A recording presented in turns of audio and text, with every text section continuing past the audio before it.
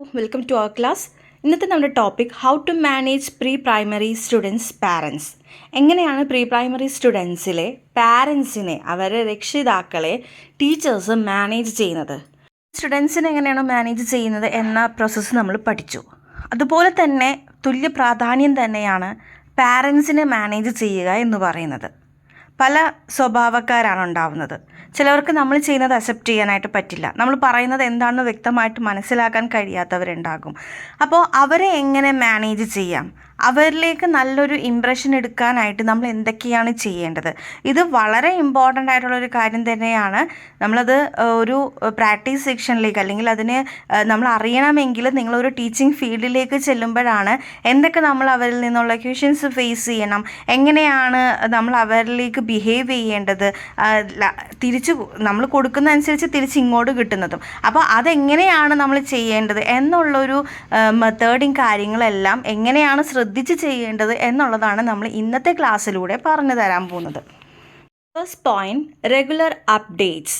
അതായത് share regular progress reports, notifications and updates about the children's activities and achievements. അതായത് regular updates എന്ന് പറഞ്ഞാൽ ഇന്നത്തെ ദിവസം എന്താണോ നമ്മൾ ചെയ്തിരിക്കുന്നത്, അല്ലെങ്കിൽ സ്റ്റുഡൻസിൽ നിന്നും നമ്മൾ എന്തൊക്കെയാണോ ഐഡൻറ്റിഫൈ ചെയ്തത് അല്ലെങ്കിൽ നോട്ടീസ് ചെയ്തിരിക്കുന്നത് അത് നമ്മൾ പാരൻസിനെ അറിയിച്ചിരിക്കണം. അത് നിർബന്ധമാണ്. അത് നമ്മൾ പാരൻസിന് അന്നെന്നുള്ള അപ്ഡേഷൻസ് ചെയ്തു കൊടുക്കണം. ഇന്നത്തെ കാലഘട്ടത്തിൽ നമുക്ക് ഗ്രൂപ്പുകൾ, അതായത് വാട്സപ്പ് ഗ്രൂപ്പുകളുണ്ട് അല്ലേ?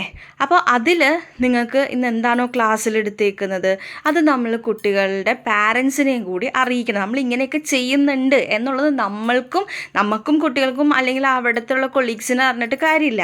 അത് പാരൻസിനെയും കൂടി അറിയിക്കണം. എന്താണ് സ്കൂളിൽ നടക്കുന്നത്, അവർ വിശ്വസിച്ച് അവരുടെ കുട്ടികളെ അയക്കുമ്പോൾ അവിടെ എന്തൊക്കെയാണ് നടക്കുന്നത്, എന്തൊക്കെ പ്രോഗ്രസ്സാണ് അവിടെ ഉള്ളത്, അതൊക്കെ നമ്മളിലൂടെ തന്നെയാണ് അവരറിയേണ്ടത്. പിന്നെ കുട്ടികളോട് നമ്മൾ എന്ത് ചെയ്താലും നമ്മൾ കുട്ടികളോട് പറഞ്ഞു കൊടുക്കുക. നമ്മൾ ഇന്ന് പഠിച്ചത് ഇങ്ങനെയൊക്കെയാണ്, ഇത് വീട്ടിൽ ചെന്ന് പറയണം, പാരൻസിനോട് പറയണം കേട്ടോ നമ്മൾ ഇന്നത് പഠിച്ചു എന്ന്, അല്ലെങ്കിൽ ഗെയിം കളിക്കുമ്പോൾ അല്ലെങ്കിൽ എന്തൊക്കെയാണ് അത് നമ്മൾ പറഞ്ഞു കൊടുക്കുക അവരോട്. അങ്ങനെ ചെയ്താലാണ് ഇതിൽ രണ്ട് കാര്യങ്ങളുണ്ട്. ഒന്ന്, നമ്മൾ പറയുന്ന കാര്യങ്ങൾ, നമ്മളവിടെ ക്ലാസ്സിൽ എന്തൊക്കെ ചെയ്തിട്ടുണ്ട് എന്നുള്ള കാര്യങ്ങൾ കുട്ടി പാരൻസിനെ അറിയിക്കുന്നത് ഗുഡ് പോയിൻ്റാണ്. അവൻ്റെ ഈ ശീലം അവൻ വലുതാവുന്ന ടൈമിലും നിലനിർത്തിക്കൊണ്ടുവരും. അപ്പോൾ പാരൻസിന് അറിയാൻ പറ്റും എന്തൊക്കെയാണ് ക്ലാസ്സിൽ പഠിപ്പിച്ചത്, എങ്ങനെയാണ് ടീച്ചർ കുട്ടികൾക്ക് കളിയിലൂടെ എന്തൊക്കെ കാര്യങ്ങൾ പറഞ്ഞു കൊടുത്തു, എന്തൊക്കെ കളികൾ അവിടെ കളിച്ചിട്ടുണ്ട്, ഇതൊക്കെ. അല്ലെങ്കിൽ എന്തെങ്കിലുമൊക്കെ നമ്മളിപ്പോൾ ഒരു ബർത്ത്ഡേ അല്ലെങ്കിൽ എന്തെങ്കിലും ഫങ്ഷൻസ് കാര്യങ്ങളൊക്കെ ചെറിയ ചെറിയ മീറ്റിങ്ങുകൾ ഫങ്ഷൻസുകളൊക്കെ അവിടെ വെക്കുമ്പോൾ കുട്ടികൾക്കും അറിയാൻ പറ്റുന്നത് ഇന്നതാണ്. നമ്മൾ വിശദീകരിച്ച് കൊടുക്കുക. കുട്ടികൾക്ക് അറിയില്ല അതവിടെ ഇന്നതാണ് കേട്ടോ എന്ന് പറഞ്ഞാൽ അറിയില്ല. ഇന്ന കാരണം കൊണ്ടാണ് ഇത് ചെയ്യുന്നത്. അല്ലെങ്കിൽ ഇന്നിപ്പോൾ എന്തെങ്കിലും അബ്ദുൽ കലാമിൻ്റെ ഒരു ഡേ എടുക്കുകയാണെന്ന് വിചാരിക്കുക. അപ്പോൾ ആ വ്യക്തി ആരാണ് എന്നുള്ളത് നമ്മൾ എന്ത് ചെയ്യുക, പറഞ്ഞു കൊടുക്കുക. അല്ലാതെ കുട്ടികൾക്ക് മനസ്സിലാവില്ല.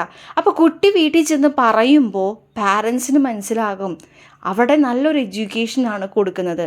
ഓരോ ഡേയിനെ പറ്റി ടീച്ചേഴ്സ് കുട്ടികളെ അത്രയും നന്നായിട്ട് പറഞ്ഞ് മനസ്സിലാക്കി കൊടുക്കുന്നുണ്ട് എന്നുള്ളത് ആർക്കും മനസ്സിലാകും, നമ്മുടെ പാരൻസിനും മനസ്സിലാകും.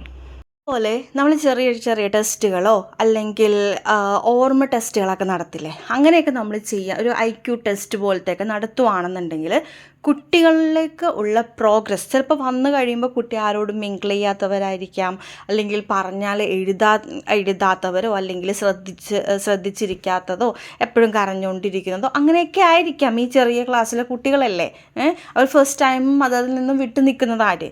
അപ്പോൾ ഇങ്ങനെയൊക്കെ വരാൻ ചാൻസ് ഉണ്ട്. അപ്പോൾ നമ്മൾ എന്ത് ചെയ്യുക, ഓരോ അപ്ഡേഷൻ, ഇന്ന് അത്രയും പ്രശ്നം ഉണ്ടായില്ല, ഇന്ന് എല്ലാവരുമായിട്ട് കളിച്ചു, ഇന്ന് അവൻ ഭക്ഷണം കഴിച്ചു, അതൊക്കെ പഠിപ്പ് മാത്രമല്ല കേട്ടോ, കളികൾ, ഭക്ഷണം കഴിക്കൽ, ഇതൊക്കെ വളരെ ഇമ്പോർട്ടൻസ് ആണ്. അപ്പോൾ അങ്ങനെ ഓരോ പ്രോഗ്രസ്സും നമ്മൾ അവരെ റിപ്പോർട്ട് ചെയ്യുക. പിന്നെ അതുപോലെ തന്നെ നോട്ടിഫിക്കേഷൻസ്, ആ കുട്ടികളിൽ എന്തെങ്കിലും വ്യത്യാസങ്ങൾ, നല്ല ശീലങ്ങളാകാം, ദുശീലങ്ങളാകാം, അല്ലെങ്കിൽ എന്തെങ്കിലും കുറവുകളാകാം. ചിലപ്പോൾ ഐസൈറ്റിങ്, അവർക്ക് കാഴ്ചശക്തി നഷ്ടപ്പെടുന്നത്, അല്ലെങ്കിൽ കേൾവി ശക്തി നഷ്ടപ്പെടുന്നത്, അല്ലെങ്കിൽ ചില കളറുകൾ ഐഡൻറ്റിഫൈ ചെയ്യാൻ പറ്റാത്തത്, അല്ലെങ്കിൽ അങ്ങനെ പല സിറ്റുവേഷൻസും ഉണ്ട് കുട്ടികൾക്ക്. ഓക്കെ, അപ്പോൾ അങ്ങനെ എന്തെങ്കിലും ഇഷ്യൂസ് ഉണ്ടെങ്കിൽ അത് നമ്മൾ നോട്ടിഫൈ ചെയ്തതിന് ശേഷം പാരൻസിനെ അറിയിക്കുക. ഇത് മാത്രമല്ല, കുട്ടികൾക്കുള്ള പ്രത്യേക കഴിവുകൾ അത് വളർത്തിക്കൊണ്ട് വരാൻ കഴിവുകൾ തന്നിട്ടുണ്ടെങ്കിൽ അത് വളർത്തിയാൽ മാത്രമാണ് എന്ത് ചെയ്യുള്ളൂ, അത് ഈ കുട്ടിയോടൊപ്പം വളർന്നു വരുള്ളൂ അല്ലേ. നമ്മളിപ്പോൾ ഒരു വിത്തിട്ടു, അത് വളർന്നു കഴിഞ്ഞാൽ അതിന് വെള്ളവും കാര്യങ്ങളും വേണ്ട, വെയിലും കാര്യങ്ങളും എല്ലാം കിട്ടണ്ടേ അല്ലേ. അപ്പോൾ എന്നാലല്ലേ അത് നല്ല രീതിയിൽ വളർന്ന് അതിന് ഫലം തരുന്നതാണെങ്കിൽ ഫ്രൂട്ട്സോ അല്ലെങ്കിൽ എന്താണെന്ന് വെച്ചാൽ അത് തരുള്ളൂ. അതുപോലെ തന്നെയാണ് കുട്ടികളുടെ കാര്യവും. അത് നമ്മളായിട്ട് ഐഡൻറ്റിഫൈ ചെയ്ത് ചെയ്യേണ്ടതാണ്. ഇങ്ങനെയൊക്കെയാണ് ഒരു ഗുഡ് ടീച്ചർ ആവാനായിട്ട് സാധിക്കുകയുള്ളൂ. അല്ലാതെ വന്ന് പഠിപ്പിച്ച് എന്തോ കളിച്ചു അല്ലെങ്കിൽ അങ്ങനെ മാത്രം ചെയ്യരുത്. നമ്മൾ ഓരോ കുട്ടികളെയും മനസ്സിലാക്കി വേണം പെരുമാറാനും അവരോട് നമ്മൾ അറ്റാച്ച്മെൻറ്റ് കൊടുക്കാനും. അതുപോലെ ഓരോ കാര്യങ്ങളും ഐഡൻറ്റിഫൈ ചെയ്ത് അത് പാരൻസായിട്ട് ഷെയർ ചെയ്യണം. എന്നാലാണ് നമ്മളിലൊരു വില, അല്ലെങ്കിൽ ആ കുട്ടിയെ ഇത്രയും മാത്രം പാരൻ്റ് നോക്കുന്നുണ്ട് ടീച്ചർ നോക്കുന്നുണ്ട് എന്നുള്ളത് ഓരോ പാരൻസിനും മനസ്സിലാവൂ. ഇതാണ് നമ്മുടെ ഫസ്റ്റ് പോയിന്റ്, റെഗുലർ അപ്ഡേറ്റ്സ്. ഇനി നമുക്ക് അടുത്ത പോയിന്റിലേക്ക് പോകാം. Next one, open communication. Encourage parents to reach out with questions, concerns or feedback and respond properly. അതായത് ഓപ്പൺ കമ്മ്യൂണിക്കേഷൻ എന്ന് പറഞ്ഞാൽ നേരത്തെ പറഞ്ഞ പോലെ നമ്മൾ ഓപ്പണായിട്ട് എല്ലാ കാര്യങ്ങളും, എല്ലാ ഐഡൻറ്റിഫൈ ചെയ്ത കാര്യങ്ങളും എല്ലാം അത് നല്ല രീതിയിൽ, ചീത്ത കാര്യങ്ങളൊക്കെ ഓടിപ്പോയിട്ട് കുട്ടി അങ്ങനെയാണ് ഇങ്ങനെയാണെന്ന് പറഞ്ഞ് കുറ്റം പറയുന്ന ഒരു പാരൻസിനും ഇഷ്ടപ്പെടില്ല അല്ലേ. അപ്പം നമ്മൾ നല്ല രീതിയിൽ വേണം ഹാൻഡിൽ ചെയ്യാൻ അവരെ. അതൊക്കെ നമ്മുടെ മിടുക്കാണ്, മനസ്സിലായോ. നമ്മളാണ് അത് കെയർ ഓൺ ചെയ്ത് ചെയ്യേണ്ടത്.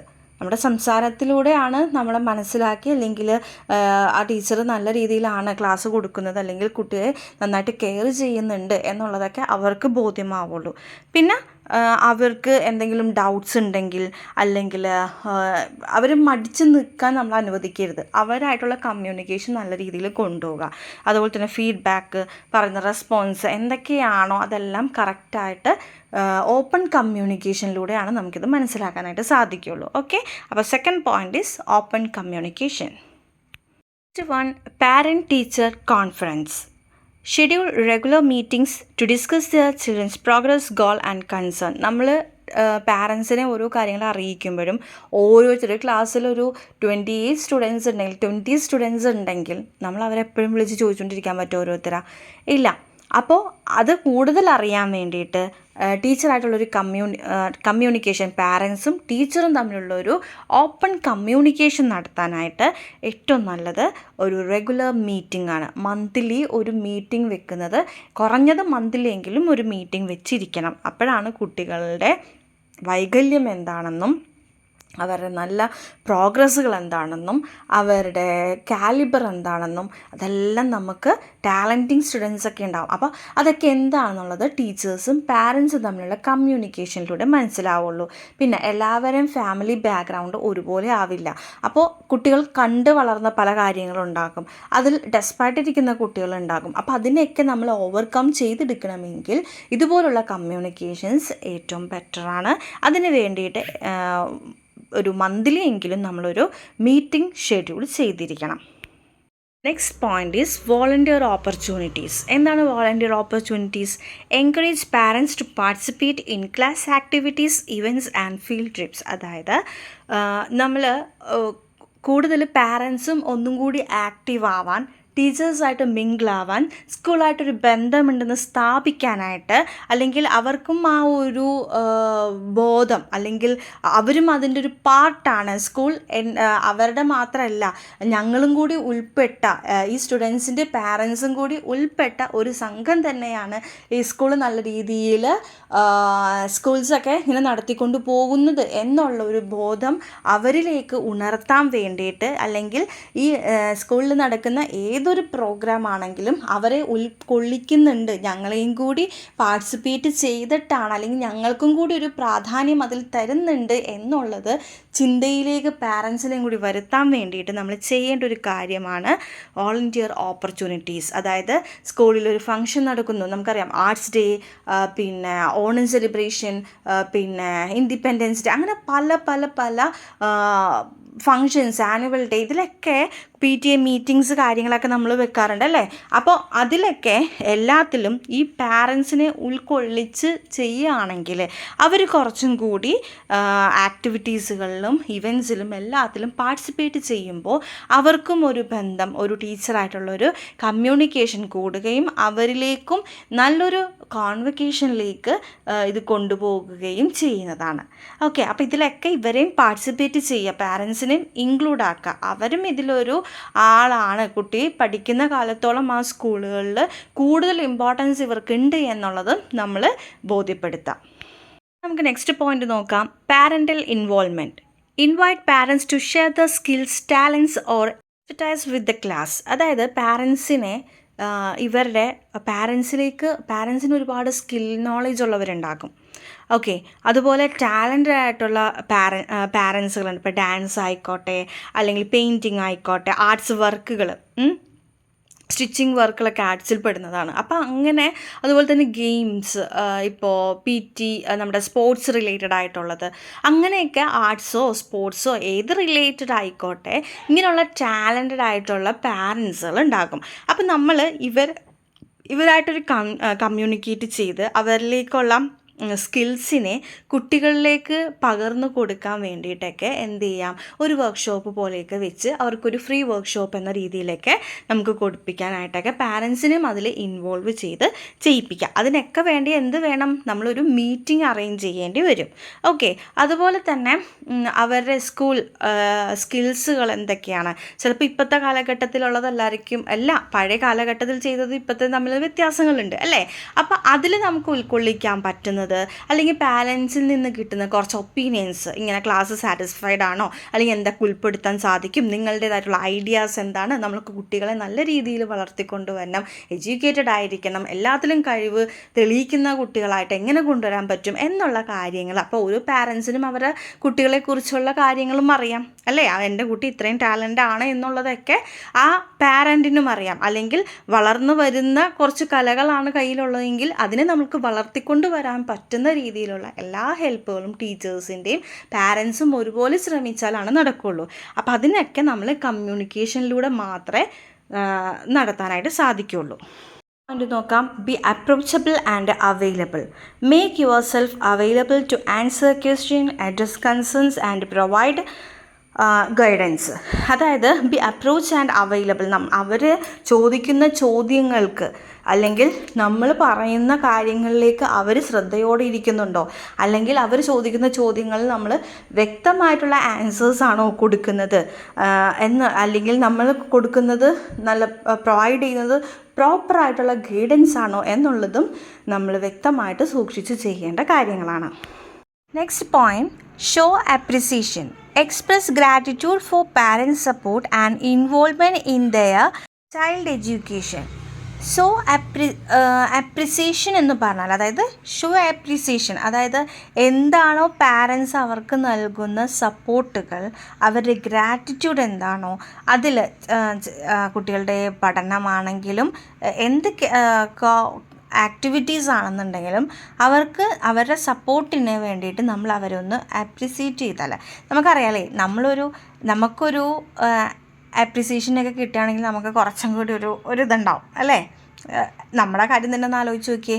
നമ്മൾ ചെയ്ത കാര്യങ്ങൾ ആരെങ്കിലും നല്ലതാണ് അല്ലെങ്കിൽ ഒരു അപ്രിസിയേഷൻ തരാണെന്നുണ്ടെങ്കിൽ നമ്മൾ അവിടെ എന്താകും, നമുക്ക് കുറച്ചും കൂടി ഒരു ഇഷ്ടം, പറയുന്ന ആളോട് ഇഷ്ടം തോന്നും, കുറച്ചും കൂടി നമ്മൾ പൊങ്ങിപ്പോയോ എന്നുള്ളൊരിതൊക്കെ വരും അല്ലേ. അതുപോലെ തന്നെ പാരൻസിന് നമ്മൾ എന്ത് ചെയ്യാം, അവർ ചെയ്യുന്ന പ്രവർത്തനങ്ങളിൽ നമ്മൾ അവർക്കൊരു അപ്രിസിയേഷൻ കൊടുക്കുക.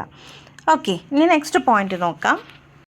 അപ്പോൾ അടുത്ത എന്താണ്, be sensitive to diversity. Respect and appreciate the diversity of families, culture and values.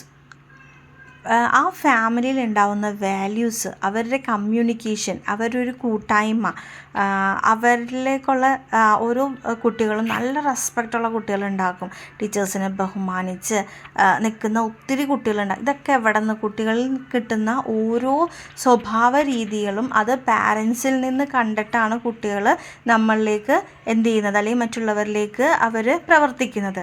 അപ്പോൾ അവരുടെ ഓരോ ബിഹേവിയേഴ്സിനെയും അതല്ലെങ്കിൽ അവരുടെ കൾച്ചറിനെയും എല്ലാം നമ്മൾ നല്ല റെസ്പോൺസായിട്ട് തന്നെ, അല്ലെങ്കിൽ അതിനെ നമ്മൾ ഒത്തിരി ബഹുമാനത്തോടു കൂടി തന്നെ കാണുകയും അത് പാരൻസിനോട് കമ്മ്യൂണിക്കേറ്റ് ചെയ്യുകയും വേണം. Next point, clear communication. Use clear simple language to ensure parents understand the child progress and needs. അതായത് പാരൻസിനോട് സംസാരിക്കുമ്പോൾ അവർക്ക് മനസ്സിലാകുന്ന കോമൺ ലാംഗ്വേജ്, സിമ്പിൾ ലാംഗ്വേജിൽ തന്നെ പറഞ്ഞ് മനസ്സിലാക്കുക. കുട്ടികൾ അതാണ് കമ്മ്യൂണിക്കേഷൻ ചെയ്യുമ്പോൾ നമുക്ക് മനസ്സിലാവാണ്ട് രണ്ട് വ്യക്തികൾ തമ്മിൽ കമ്മ്യൂണിക്കേഷൻ ചെയ്തിട്ട് കാര്യമുണ്ടോ? അവിടെ ഒരു മിസ്അണ്ടർസ്റ്റാൻഡിങ് വന്നു കഴിഞ്ഞാൽ പോയെല്ലാം. അപ്പോൾ നമ്മൾ കമ്മ്യൂണിക്കേറ്റ് ചെയ്യുമ്പോൾ വ്യക്തമായിരിക്കണം ഓരോന്നിൻ്റെയും ആൻസേഴ്സ്. മനസ്സിലായോ? നമ്മൾ കൊടുക്കുന്ന അല്ലെങ്കിൽ നമ്മൾ പറയുന്ന കാര്യങ്ങൾ വിത്ത് എന്തൊക്കെയാണ്, അതിങ്ങനെ ചെയ്തത് കൊണ്ടിട്ടാണ് എന്നുള്ളതിന് പറയാൻ നമുക്ക് ആൻസേഴ്സ് വേണം. അവർ നാളെ തിരിച്ച് ചോദിക്കുമ്പോൾ നമുക്ക് പറയാൻ എന്തെങ്കിലും വേണം അല്ലേ? അപ്പോൾ കമ്മ്യൂണിക്കേറ്റ് ചെയ്യുമ്പോൾ ക്ലിയർ ആയിട്ട് തന്നെ നമ്മൾ കമ്മ്യൂണിക്കേഷൻ ചെയ്യുക. എന്നാലാണ് ആ പാരൻസിന് എന്താണെന്നുള്ളത്, കുട്ടിയിൽ നിന്ന് എന്താണോ അവർ പ്രതീക്ഷിക്കുന്നത് അത് നമുക്ക് അങ്ങനെ ആക്കണം കുട്ടിയെ. അപ്പോൾ അത് നമുക്ക് വ്യക്തമായിട്ട് അവരിൽ നിന്ന് പറഞ്ഞു കൊടുക്കാനും കുട്ടിയുടെ പ്രോഗ്രസ്സിനെ പറ്റി പാരൻസിനോട് പറയാനും സാധിക്കുകയുള്ളൂ. അല്ലെങ്കിൽ അവർക്കത് മനസ്സിലാക്കാൻ സാധിക്കുകയുള്ളൂ. Last point but not the least, build trust. Establish a trustworthy relationship by being reliable, consistent and genuine. നമ്മൾ കമ്മ്യൂണിക്കേറ്റ് ചെയ്യുമ്പോൾ കുട്ടികളിലേക്ക് നമ്മൾ കൊടുക്കുന്ന ശ്രദ്ധയെ അത് ഒരു ആർട്ടിഫിഷ്യൽ ലുക്ക് തരരുത്. അത് നമ്മുടെ മനസ്സിൽ നിന്ന് ചെയ്തു കൊടുക്കുന്ന അതേ രീതിയിൽ തന്നെ ഫീൽ ചെയ്യണം. സെക്കൻഡ് മദറാണ് ടീച്ചർ എന്ന് പറയും അല്ലേ? അപ്പോൾ നമ്മുടെ സ്വന്തം മക്കളിലേക്ക് നമ്മൾ എങ്ങനെ പെരുമാറുന്നത്, അവരെന്തൊക്കെ കാര്യങ്ങൾ നമ്മൾ ഐഡൻറ്റിഫൈ ചെയ്യാൻ വേണ്ടി നോക്കുന്നു, അതുപോലെ തന്നെ ഈ മക്കളെയും നമ്മൾ ചെയ്യുക. ഒരു ഇൻസിഡൻറ്റ് ഞാൻ പറയാം. അതായത് നമ്മൾ ദേഷ്യപ്പെട്ട് നമ്മുടെ മക്കളോട് ചിലപ്പോൾ എന്തെങ്കിലും പറയുമായിരിക്കും, അല്ലെങ്കിൽ ചിലപ്പോൾ ഒരു നുള്ളു കൊടുക്കുമായിരിക്കും, ഇതൊക്കെ ചെയ്യും. പക്ഷേ നമ്മളുടെ മക്കളെ കാണുന്ന പോലെ കാണാമെന്നും പറഞ്ഞുകൊണ്ടും സ്കൂളിൽ പോയിട്ട് അവിടുത്തെ കുട്ടികളെ നമുക്കിതുപോലെ ചെയ്യാൻ പറ്റുമോ? ഇല്ല. ഒരു ചെറിയ കുട്ടി, ആ കുട്ടിയുടെ അസംബ്ലിക്കോ എന്തോ പിടിച്ച് ടീച്ചർ നിർത്തുകയാണ്. ടീച്ചറിൻ്റെ ദേഷ്യം കൊണ്ടിട്ടാണോ, അല്ലെങ്കിൽ ടീച്ചർ ഓരോരുത്തരെ നിർത്തുന്നതിലുള്ള ആ ഒരു ഫ്രസ്ട്രേഷൻ കൊണ്ടിട്ടാണോ എന്താ അറിയില്ല, ഇങ്ങനെ കയ്യിൽ പിടിച്ചപ്പോൾ ഒന്ന് പതിയെ ഇറുകിപ്പോയി. അതായത് കുറച്ച് ബലത്തിലായിപ്പോയി പിടിച്ചത്. അത് കുട്ടിയെ വേദനിപ്പിക്കുകയും ചെയ്തു. മനസ്സിലായോ? അപ്പോൾ നമ്മൾക്കൊരു കാര്യങ്ങൾ ചെയ്യുമ്പോൾ വൃത്തിയായിട്ട് തന്നെ ചെയ്യാൻ നോക്കുക. നമുക്ക് അവിടെ നമ്മൾ അതെന്തായി ഒരു റിമാർക്കബിൾ ആയത്. ഓക്കെ, അപ്പോൾ കുട്ടിയെ നമ്മൾ ചിലപ്പോൾ വേറൊന്നും വിചാരിക്കാണ്ടായിരിക്കും ചെയ്തത്. ചിലപ്പോൾ ദേഷ്യമായിരിക്കാം, പറഞ്ഞാൽ കേൾക്കാത്ത മറ്റുള്ള കുട്ടികൾ കാണിക്കുമ്പോൾ, അല്ലെങ്കിൽ നമ്മളും ഒത്തിരി ബുദ്ധിമുട്ടിയായിരിക്കും വരുന്നത്. പക്ഷെ ഇതൊക്കെ നമ്മൾ മാറ്റി വെച്ചിട്ട് വേണം കുട്ടികളിലേക്ക് ചെല്ലാനായിട്ട്. അതും ചെറിയ കുട്ടിയാണ്. അപ്പോൾ നമ്മൾ ആ പിടിച്ചിറുക്കുമ്പോൾ എന്താ സംഭവിക്കുക? അവിടെ ആ കുട്ടിക്ക് വേദന എടുക്കുക ചെയ്യുന്നത്, കുട്ടിക്ക് പെയിൻ ഉണ്ടാകും. അപ്പോൾ നമുക്ക് വേറെ എന്തെങ്കിലും അവിടെ ഇതാക്കാൻ പറ്റുമോ? അതായത് ഞാൻ അങ്ങനെ അല്ല കേട്ടോ പിടിച്ചെന്ന് പറയാൻ പറ്റുമോ? പക്ഷെ കൊച്ച് പറയുന്നത് എന്താ, എന്നെ ടീച്ചർ ഇറുക്കി പിടിച്ചു, അപ്പോൾ എനിക്ക് വേദന എടുത്ത്, എനിക്കിപ്പോഴും കൈ വേദന എടുക്കുന്നുണ്ട്, അവിടെ ഇങ്ങനെ ഇറുക്കി പിടിച്ചു. കുട്ടികളങ്ങനെ പറയും. കുട്ടികളുടെ മനസ്സിൽ കള്ളുമില്ല, കുട്ടികളതിങ്ങനെ തുറന്നു പറയും. അപ്പോൾ ഓരോ കാര്യങ്ങൾ നമ്മൾ ചെയ്യുമ്പോൾ, അല്ലെങ്കിൽ നമ്മൾ എന്താണോ പ്രവർത്തിക്കുന്നത്, ഒരു ട്രസ്റ്റ് അവിടെ ഉണ്ടാക്കണം, ഒരു വിശ്വാസം. വിശ്വാസം എന്ന് പറഞ്ഞൊരു വലിയ സംഭവമാണ്. അത് നമ്മളൊരിക്കലും അത് പാഴാക്കരുത്. ഒരു വിശ്വാസം വന്നിട്ട് നഷ്ടപ്പെടുത്തരുത്. ജെനുവിനായിരിക്കണം നമ്മൾ കൊടുക്കുന്ന സേവനങ്ങൾ, അല്ലെങ്കിൽ കുട്ടികൾ ശ്രദ്ധിക്കുന്ന കാര്യങ്ങൾ, പറയുന്ന കാര്യങ്ങൾ, ഇതെല്ലാം നല്ല ജെനുവിനിറ്റിയോട് കൂടിയിട്ട് വേണം നമ്മൾ ചെയ്യാനായിട്ട്. ഒരു വിശ്വാസം ഉണ്ടാക്കിയെടുക്കാനായിട്ട് വളരെ പാടാണ്. അതിലെന്തെങ്കിലും ഒരു ചെറിയ മാർക്ക് മതി അതവിടെ നഷ്ടപ്പെടാനും. അപ്പോൾ നമ്മൾ കുട്ടിയെ പിടിക്കുമ്പോഴും കുട്ടിയുടെ കാര്യങ്ങൾ സംസാരിക്കുമ്പോഴും നമ്മൾ നോക്കുന്ന നോട്ടവും എല്ലാം സൂക്ഷിച്ച് വേണം. ഇതെല്ലാം കുട്ടി നേരെ ചെന്ന് പാരൻസിനോട് പറയും. ഉറപ്പാണ് കുട്ടികൾ പറഞ്ഞിരിക്കും. കുട്ടികൾക്ക് മനസ്സിൽ ഫീൽ ചെയ്തിട്ട് അവർ പറയുന്നേ. അതവർക്കൊരു വിഷമമുണ്ടായി, അല്ലാത്ത കാര്യങ്ങൾ അവരതാക്കി പറയും. നല്ല ഹാപ്പി വരുമ്പോൾ അവർ പറയും, അവർക്ക് വിഷമമുണ്ടാവുന്ന കാര്യങ്ങൾ പറയും.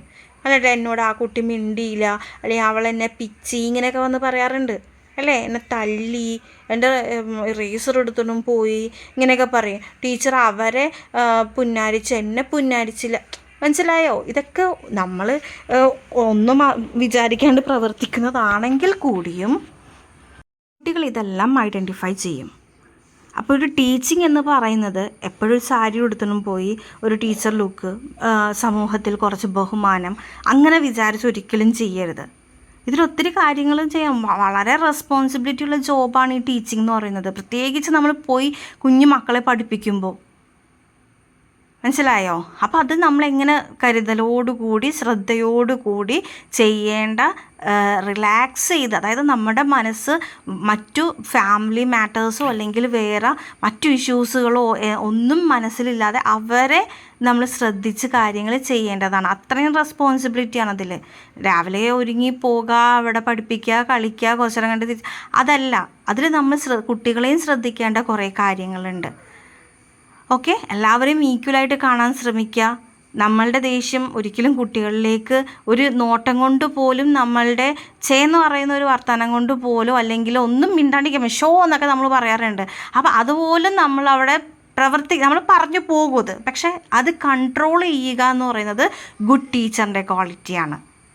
അതുപോലെ തന്നെ പാരൻസായിട്ടുള്ള കമ്മ്യൂണിക്കേഷനും അത് വളരെ ഇമ്പോർട്ടൻ്റ് ആണ്.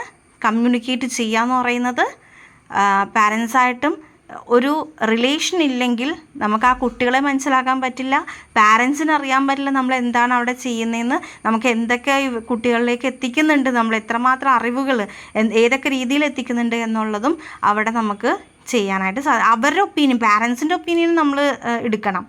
അതായത് ഞാൻ ചെയ്യുന്നതാ ശരി, നമ്മുടെ ഇവിടുത്തെ റൂൾ ഇതാണ്, എൻ്റെ സ്കൂൾ ഇങ്ങനെയാണ്, അങ്ങനെയല്ല നമ്മൾ കരുതേണ്ടത്. നമ്മൾ അവിടെ കുട്ടികളെ കൊണ്ടുവന്ന് തന്നെ എന്തിനാ പഠിപ്പിക്കാനാണ് അല്ലേ. അപ്പം നമ്മൾ അതനുസരിച്ച് അവരുദ്ദേശിക്കുന്നത് എൻ്റെ സമയത്ത് ചിലപ്പോൾ ഇങ്ങനെ ഉണ്ടായിരുന്നില്ല, അപ്പോൾ ഇങ്ങനെയെങ്കിലും കുറച്ചു ഇതൊക്കെ അവിടെ കൊടുക്കുകയാണെങ്കിൽ, മറ്റു സ്കൂളുകളിൽ ഇങ്ങനെ കൊടുക്കുന്നുണ്ടല്ലോ, അപ്പോൾ ഞങ്ങളുടെ മക്കൾ പഠിക്കുന്ന സ്കൂളുകളിലും ഈ ഒരു വ്യത്യാസം അവിടെ കൊണ്ടുവന്നാൽ നന്നായിരിക്കും, കുട്ടിക്ക് ഉണ്ടാവുന്ന ഒരു ഇമ്പ്രൂവ്മെൻറ്റ് അതായിരിക്കും എന്നുള്ള മീറ്റിങ്ങുകൾ നമ്മൾ വെക്കുന്നത് അതുകൊണ്ടിട്ടാണ്. അപ്പോൾ അതിൽ സംസാരിക്കുമ്പോൾ നമുക്കറിയാൻ പറ്റും എന്തൊക്കെയാണ് ഇങ്ങനെ നമുക്ക് വരുത്താം. അവർ പറയുന്നതും അവരുടെ കാര്യങ്ങൾ നമ്മളോട് ഷെയർ ചെയ്യുന്നത് അത് അവരുടെ മര്യാദ. നമ്മളത് എടുക്കണോ വേണ്ടയോ, നല്ലതാണോ പ്രവൃത്തിയിലാക്കാൻ പറ്റുമോ എന്നുള്ളത് അതായത് സ്കൂളുകൾ, ടീച്ചേഴ്സൊക്കെ, മാനേജ്മെൻറ്റ്, അതിൻ്റെ റെസ്പോൺസിബിലിറ്റിയിലിരിക്കുന്ന ആളുകൾ എടുക്കേണ്ട തീരുമാനങ്ങളാണ്. ഓക്കെ, അപ്പോൾ ഒരു ടീച്ചർ പാരൻറ്റ് കമ്മ്യൂണിക്കേഷൻ വളരെ ഇമ്പോർട്ടൻ്റ് ആണ് ഈ ഒരു ഫീൽഡിൽ. അത് വ്യക്തമായിട്ട് മനസ്സിലാക്കി നിങ്ങളിതെല്ലാം ഉൾക്കൊണ്ട് നിങ്ങളുടെ മക്കളിൽ നിന്നുള്ള എക്സ്പീരിയൻസ്, നിങ്ങളുടെ മക്കളെ പഠിപ്പിക്കുന്ന ടീച്ചേഴ്സിൽ നിന്നുള്ള എക്സ്പീരിയൻസുകൾ നിങ്ങൾ മനസ്സിലാക്കി ജസ്റ്റ് ഒന്ന് ഇമാജിൻ ചെയ്ത് അതനുസരിച്ച് നിങ്ങളൊരു തീരുമാനത്തിലെത്തുക. ഓക്കെ, വെറുതെ പാഠഭാഗങ്ങളിലെ ലെറ്റേഴ്സോ അല്ലെങ്കിൽ ജസ്റ്റ് എന്താണ് ഇത്, ഈ ഒരു ടീച്ചിങ് ഫീൽഡിലേക്ക് ഇറങ്ങുമ്പോൾ കുറേ കാര്യങ്ങൾ നമ്മളിതിൽ തിയറി ആയിട്ട് പഠിക്കുന്നുണ്ട്. അത് വെറുതെ പഠിച്ചു വെച്ചാൽ മാത്രം പോരാ. അത് മാത്രം വെറുതെ ഇന്ന ആളാണിത് കണ്ടുപിടിച്ചത് അല്ലെങ്കിൽ ഇന്നതാണ്, അതല്ല നമ്മൾ ചെയ്യേണ്ടത്. ജനറൽ നോളേജ് ഓക്കെ, അത് നമുക്ക് അറിഞ്ഞിരിക്കാം. പക്ഷേ ഇതിൽ ചെയ്യേണ്ട മര്യാദകളുണ്ട്. അതാണ് നമ്മളിപ്പോൾ ഈ ഒരു ടീച്ചിങ് പ്രാക്ടീസ് എന്ന് പറയുന്ന ഈ ഒരു ടെക്സ്റ്റ് ബുക്കിലൂടെ നമ്മൾ പഠിക്കുന്നത്. ഓക്കെ, അപ്പോൾ ഇത് വ്യക്തമായിട്ട് മനസ്സിലാക്കുക, എങ്ങനെയൊക്കെയാണ് ഇതിന് മുമ്പുള്ള ക്ലാസ്സുകളും നിങ്ങൾ നല്ല പോലെ എടുത്ത് കാണുക. അതും വ്യക്തമായിട്ട് മനസ്സിലാക്കിയതിന് ശേഷം നമ്മൾ ഇതെല്ലാം മനസ്സിലാക്കിയിട്ട് വേണം നല്ലൊരു ഗുഡ് ടീച്ചറായിട്ട് ഇറങ്ങാനായിട്ട്. ഓക്കെ, അപ്പോൾ നമ്മുടെ ഇന്നത്തെ question, how to manage pre-primary students' parents.